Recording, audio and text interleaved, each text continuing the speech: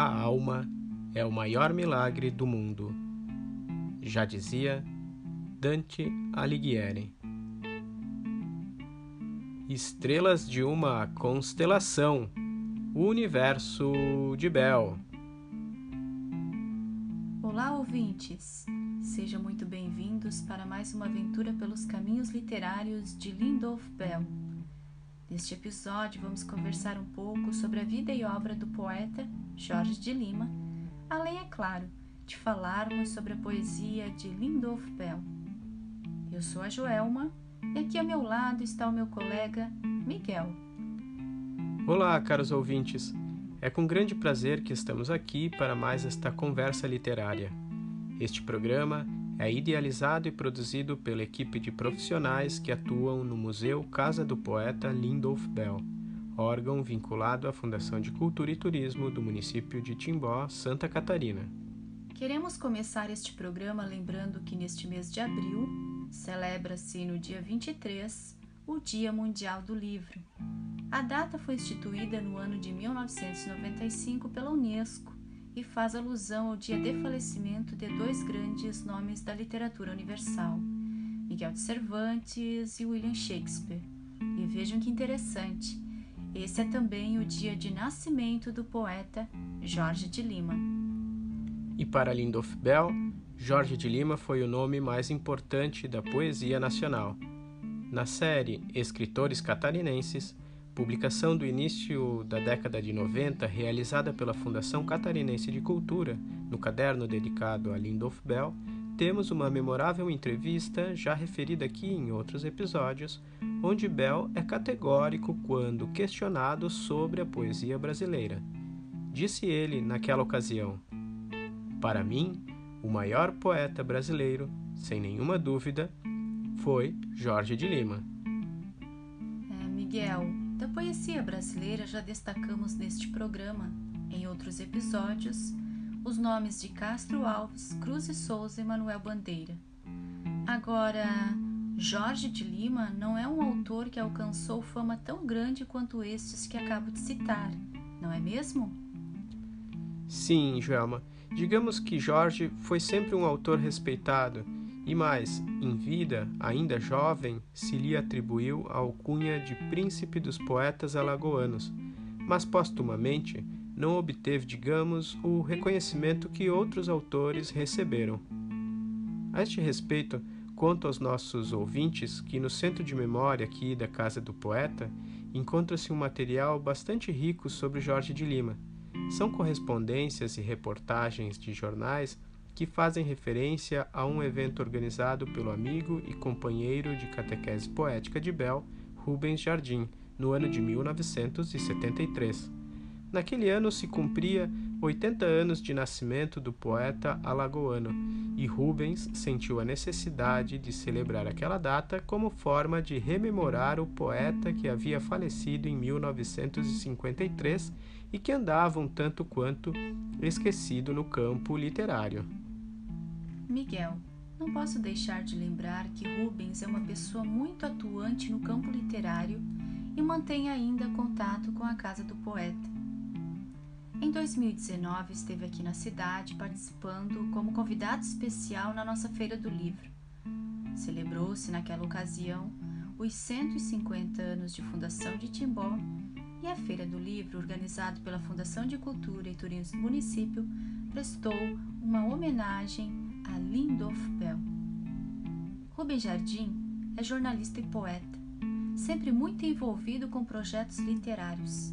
Foi o responsável pela organização do livro Lindolf Bell, 50 anos de catequese poética, publicado em São Paulo pela editora Patuá, e que foi lançado com a presença de Rubens também, aqui no museu, no ano de 2014. Que legal saber de tudo isso, Joelma.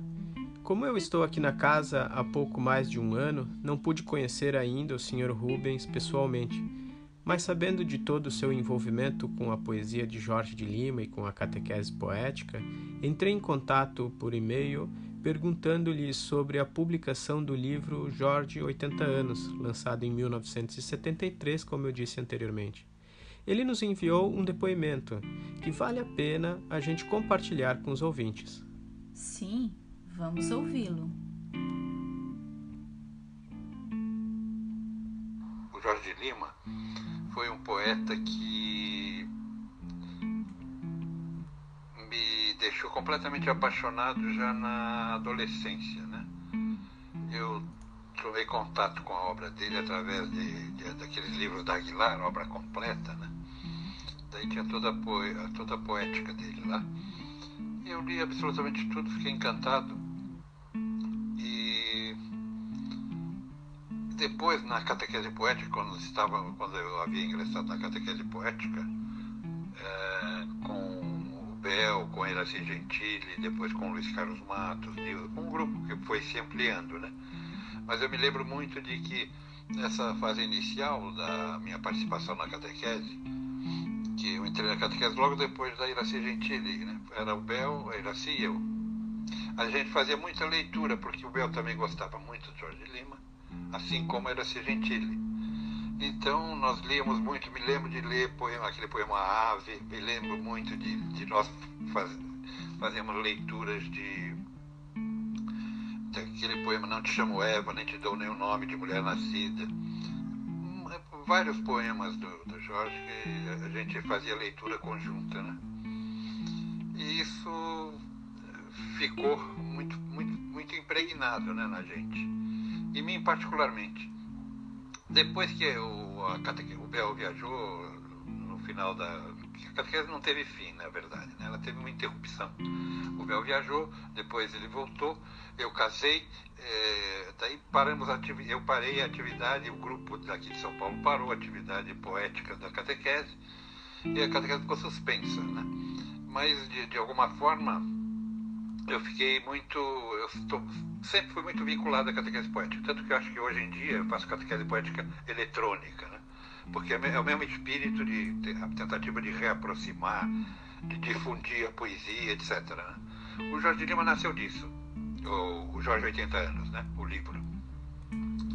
Ele nasceu dessa paixão e também da percepção que eu tive de que o Jorge de Lima, na ocasião, nos anos...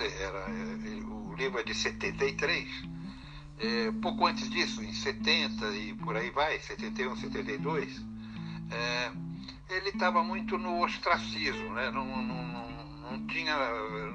O Jorge não estava visível. Daí eu procurei em livrarias e tal, e não encontrava nada do Jorge Lima, né? Tinha apenas uma antologia poética pela editora Sabiá, que tinha os poemas regionais, aquela fase dos poemas negros, a fase regionalista dele, né?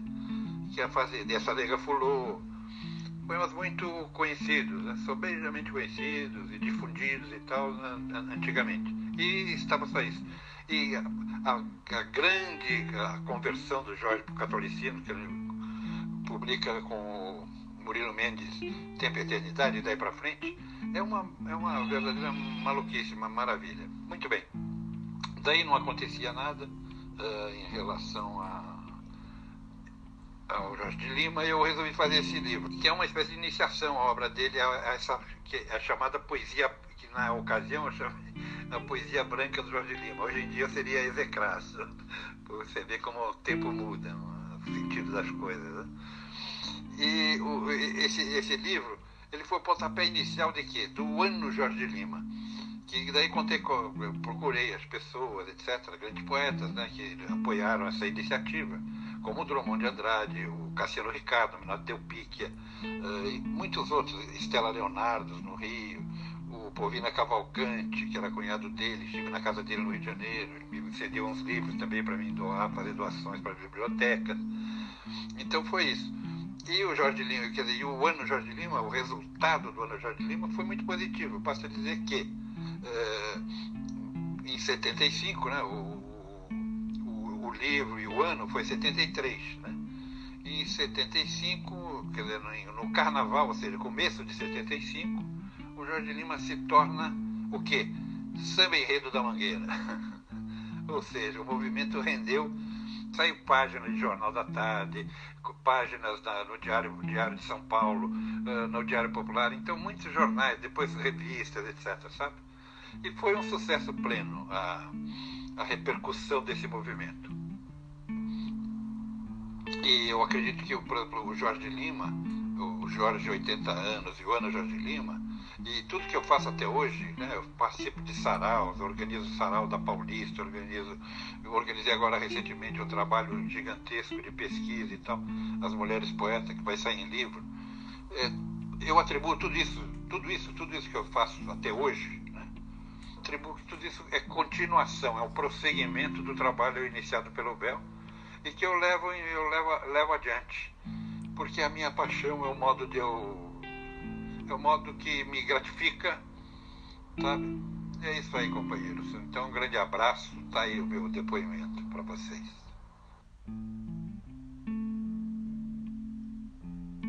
Um grande abraço, Rubens Jardim. Muito obrigado por compartilhar o seu depoimento.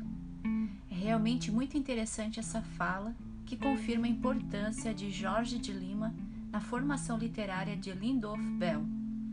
E que belo projeto esse que homenageou os 80 anos de nascimento do poeta alagoano. Pode-se perceber o quanto o espírito da catequese se dissemina nas mais variadas ações de valorização da poesia. Joelma. E o livro Jorge 80 anos, organizado por Rubens Jardim com a colaboração de Luiz Carlos Matos e Malu de Alencar, pode ser baixado gratuitamente na internet por meio do site recantodasletras.com.br. O endereço traz uma bela biografia de Jorge, contada a partir de uma montagem muito engenhosa com fragmentos de passagens da obra do próprio poeta. Ainda apresenta uma seleção de poemas dos livros Tempo e Eternidade, A Túnica Inconsútil, Miracele, Livro de Sonetos e A Invenção de Orfeu. Bom, acho que agora precisamos trazer alguns dados sobre a biografia desse poeta que tanto interesse despertou em Lindolf Bell e em Rubens Jardim. Certo, Joelma. Bom, na preparação deste episódio você fez a leitura do livro de Povina Cavalcante, Vida e Obra de Jorge de Lima, não é mesmo? De forma resumida, Joelma, quais os principais acontecimentos da vida de Jorge de Lima? Sim, Miguel. Jorge de Lima nasceu no dia 23 de abril de 1893 na cidade de União dos Palmares, Alagoas. Seu pai chamava-se José Mateus de Lima, comerciante, natural do sertão pernambucano, e sua mãe, Dona Delmina, era natural de Sergipe. Além de poeta, Jorge de Lima foi também médico, pintor, político, romancista, cronista, crítico, tradutor e professor. Da região serrana de Quilombos, ainda menino, Jorge se muda com a família para a capital alagoana, Maceió, no ano de 1902. Lá termina seus estudos ginasiais e escreve os primeiros versos. Em 1909, aos 16 anos, muda-se para Salvador, onde inicia seus estudos em medicina, que concluiria no Rio de Janeiro no ano de 1914. Enquanto cursava medicina, Jorge continuava a seguir o seu coração nos caminhos da literatura e no ano de 1914, além da publicação de sua tese de doutorado, publica também a obra poética 14 Alexandrinos. Após concluída a faculdade, Jorge retorna a Maceió para exercer a profissão. Nesse período, escreve para jornais e torna-se uma figura bastante conhecida e respeitada na capital alagoana. É também por essa época que conhece Ádila, com quem se casou no ano de 1917, e com quem teve 2 filhos, Mário Jorge e Maria Teresa. Outro dado curioso sobre esse período é o fato de Jorge ter vivido os dramas da pandemia da gripe espanhola, atuando como médico naquele episódio que, assim como a pandemia que estamos vivendo, causou tantas dores. Em 1927, ainda vivendo em Maceió, publica O Mundo do Menino Impossível, com ilustrações também de sua autoria. O livro marca o seu ingresso na estética modernista e o consequente rompimento com o estilo parnasiano. Em 1931, Jorge de Lima se muda com a esposa e filhos para o Rio de Janeiro, onde instala seu próprio consultório, que torna-se também ateliê de pintura e ponto de encontro de artistas e intelectuais amigos seus. Em 1935, publica junto com Murilo Mendes a obra Tempo e Eternidade, passando das temáticas de cunho regionalista para o universo místico-religioso, já que a obra é marcada pela sua conversão ao catolicismo e permeada pela experiência religiosa do poeta. Outras obras com esse mesmo teor são A Túnica e Consútil, 1938, e Anunciação e Encontro de Miracelli, 1943. Em 1952, publica aquela que é considerada sua maior obra e também a mais enigmática, A Invenção de Orfeu. Jorge de Lima faleceu no dia 15 de novembro de 1953, aos 60 anos, a mesma idade que Bell tinha quando nos deixou. Eu fico pensando, Joelma, que elemento da poesia de Jorge fez com que Bell o considerasse o maior poeta brasileiro? E acho que só pode ter sido esse vínculo estabelecido entre a arte poética e a experiência religiosa. Jorge de Lima pensava que, pela poesia, se poderia produzir uma compreensão mais apurada sobre o mundo e sobre nós mesmos, já que por ela se restabelece uma certa prática meditativa dentro dos mistérios da religião. Nesse sentido, Murilo Mendes, ao apresentar a obra A Invenção de Orfeu, pôde notar que nos versos do amigo se manifestava uma vontade de resistir aos poderes políticos totalitários que ameaçam eliminar nossas tendências místicas e contemplativas. E por mais que a linguagem da poesia de Bell siga por caminhos próprios, Joelma, ela também procura espreitar os campos do sagrado. Veja que pouco antes de falecer, na palestra que se intitulou O Ser Humano e o Destino Poético, proferida no primeiro seminário de arte realizado em setembro de 1998 na cidade de Chapecó, Bell declarava: "A poesia é sagrada e religiosa, no sentido de religare, porque a poesia é que faz com que nos religuemos conosco mesmo e comunguemos com o mundo, e comunguemos com os outros." E vale lembrar também que as primeiras leituras de Lindolfo, ainda na infância, foram de textos e passagens bíblicas. Aos 6 anos de idade, foi alfabetizado em alemão pela mãe, praticando a leitura através da escritura sagrada.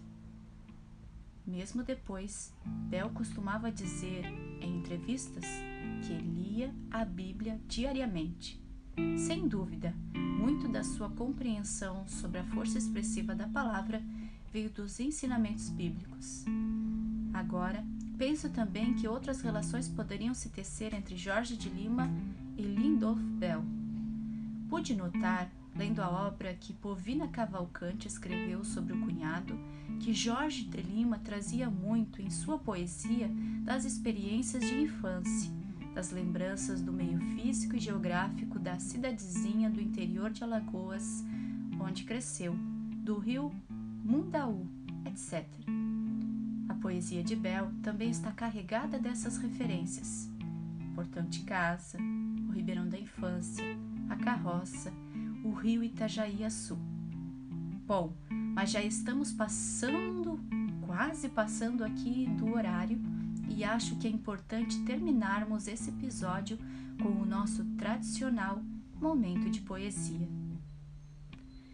Certo, Joelma. Eu separei um poema de Jorge que apresenta bem marcada essa característica da religiosidade. Se chama As Palavras Ressuscitarão e se encontra no livro A Túnica Inconsútil.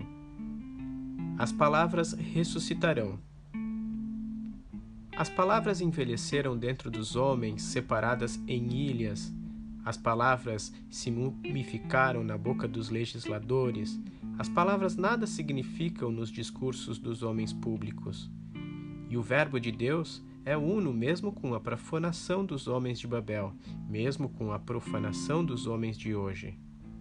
E por acaso a palavra imortal há de adoecer? E por acaso as grandes palavras semitas podem desaparecer? E por acaso o poeta não foi designado para vivificar a palavra de novo, para colhê-la de cima das águas e oferecê-la outra vez aos homens do continente? E não foi ele apontado para restituir-lhe a sua essência e reconstituir o seu conteúdo mágico? Acaso o poeta não prevê a comunhão das línguas quando o homem reconquistar os atributos perdidos com a queda e quando se desfizerem as nações instaladas depois de Babel? Quando toda a confusão for desfeita, o poeta não falará do ponto em que se encontrar a todos os homens da terra numa só língua, a linguagem do Espírito? Se por acaso viveis mergulhados no momento e no limite, não me compreendereis, irmão. Bom, Miguel, e eu trago os poemas 7 e 8 da primeira parte do livro A Tarefa, de 1966, de Lindolf Bell.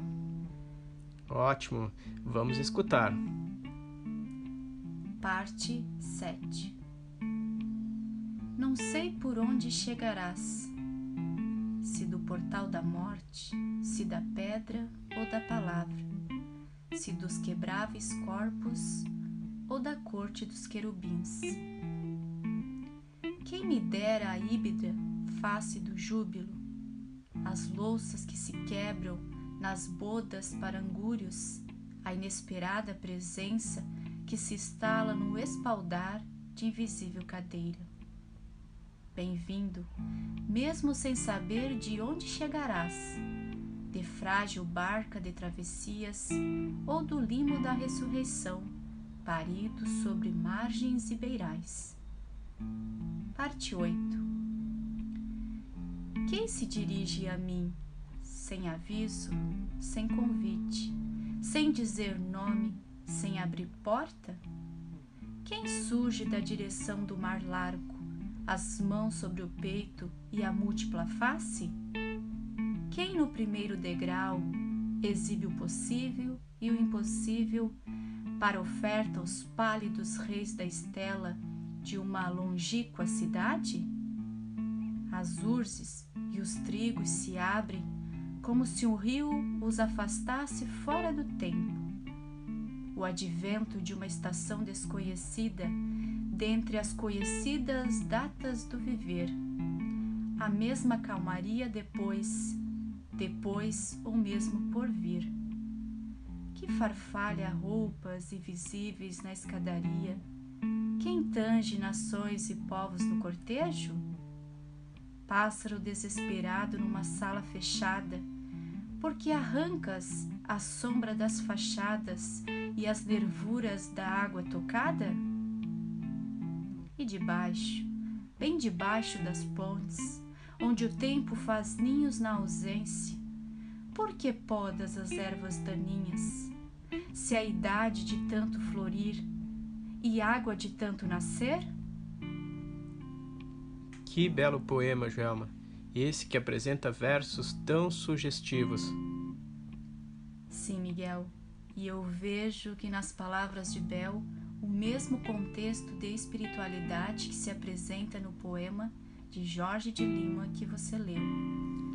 Sim, e parece que se estabelece nos versos de Bell uma conversa realmente com as forças misteriosas que permeiam as nossas existências, né?